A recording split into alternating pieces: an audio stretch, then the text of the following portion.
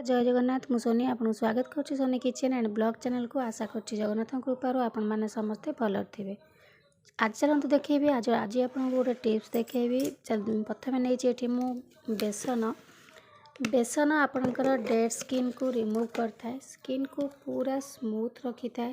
ता सहित आपणकर बेसन रे एंटी बैक्टेरियल प्रॉपर्टी अच्छी जोटा कि आपणकर स्किन रू डेड स्किन रिमूव करिवो, स्किन को पूरा ग्लो करिवो आ स्किन को पूरा स्मूथ रखिवो।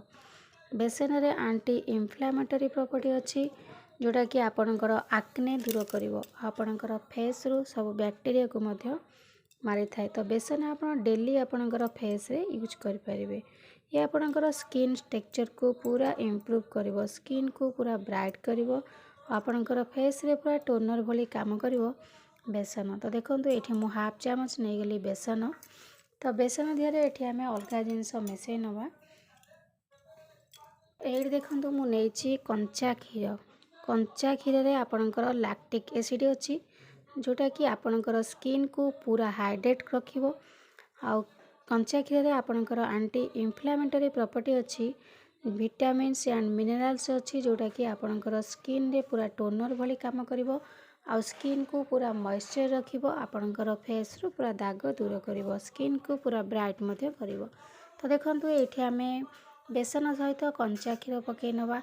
एटा शीत दिन पई विंटर सीजन चलची तो एटा आपणकर फेस रे बहुत बढ़िया काम करिवो। सीजन स्किन पूरा ड्राई हो जाई थाए, स्किन बहुत माने सुखा सुखा पड़ी जाए, फाटला फाटला लगी थाए तो बहुत ड्राई जाए। तो सेति पई आपण एई भली भाव जदी शीत दिन लगेबे आपणकर स्किन पूरा मॉइस्चर रहिबो आ स्किन पूरा हाइड्रेट रखिवो। ता सहित आपणकर स्किन बिल्कुल भी फाटिबो नाही।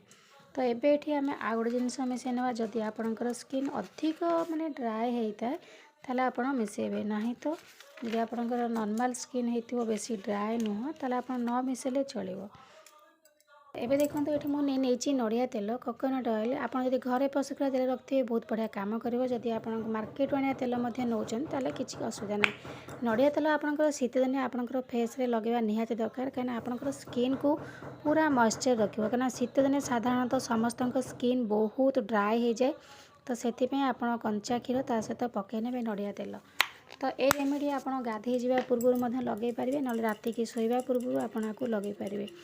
आपको डेली लगेले भी आपनकर फेस रे कोनोसी खराब प्रभाव पड़िबोनी। आपनकर स्किन को पूरा मॉइस्चर रखिवो, सॉफ्ट रखिवो, ता सहित ग्लो करिवो, आपनकर फेस पूरा हाइड्रेट आउ दाग मध्य दूर करिवो। एगोटे नेचुरल रेमेडी, आदरे कोनोसी साइड इफेक्ट नाही। तो आपको समस्ते लगे पारिबे। तो देखंतु आको आमे भलो भाबरे मिसई नवा। मिसई साला परे एबे आमे आको मुहरे लगे नवा। मुहरे लगे पूर्व आपनकर मुह को भल भाव धोई नियंतु, कोनोसी मेकअप रखिबेनी। नहले आपनक मुह को कंचा क्षीर रे पोछि नेबे तुला साहाय्य रे, गोलाप जल रे मध्य मुह को आपण पोछि पारिबे।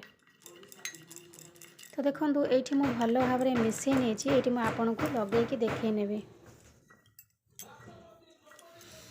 लगे पूर्व मुह को भल भाव धोई नेछि। आपको आपण एबे आपनक मुह रे भलो भाव लगे नियंतु।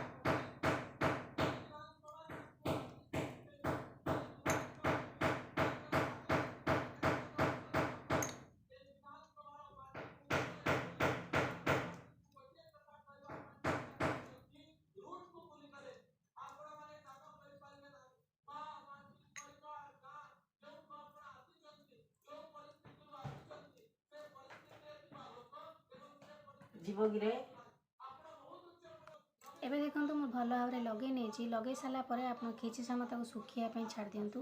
टिके समय सुखी साला परे आपण टिके कंचा क्षीर हाथ बुड़े नेबे, नले ओदा हाथ कर नेबे। कर साला परे ताकु टिके भलो भाव एमती एमती मसाज करिवे। एटा आपनकर स्क्रब भली काम करिवे जदि मसाज करिवे। तो एबे सुखिया पई छाड़ दबा। एबे देखंतु मु लगेइथिली पूरा सुखी गलानी, पूरा टाण हे गलानी। तो एबे आपण गोलाप जल नेबे, नले कंचा क्षीर टिके नेबे, ताकु ओदा ओदा करी लगे देबे। लगे साला परे ताकु भलो भाव मुह को टिके घसी नेबे। घसी साला परे ठंडा पानी धोई नेबे।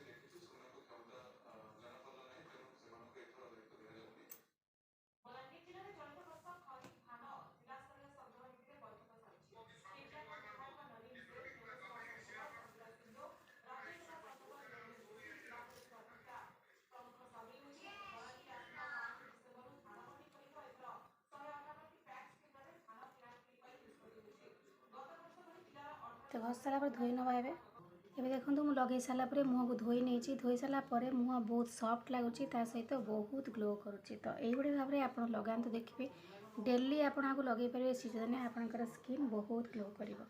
तो आज भी विदाय नउची पुणी देखा हेबे आपण सहित नेक्स्ट वीडियो रे। से पर्यंत रहउची नमस्कार जय जगन्नाथ।